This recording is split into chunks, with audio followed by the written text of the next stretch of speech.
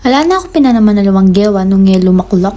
May nag-message ng team ng Castrol sa akin at isa na nga doon si Ma'am Lot para makapag-work sa booth nila located sa Bacolor, Pampanga na kung saan ng MG Garage. Kadalasan talaga ganito yung mga work or part-time ko pag wala pang pasok. Pandagdag din ka rin kaartiyan ko, Diyos ko.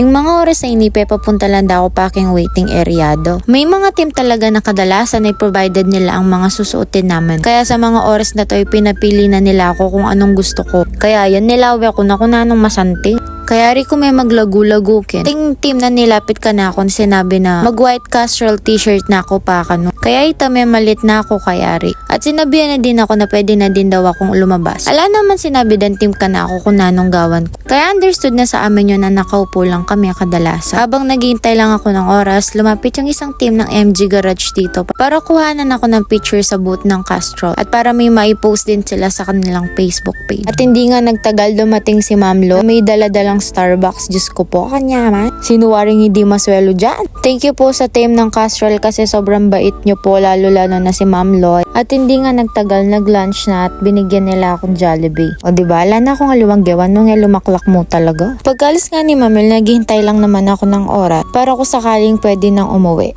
Thank you so much po Ma'am Loy sa team po ng Castrol and also MG Garage sa mga mababait na staff.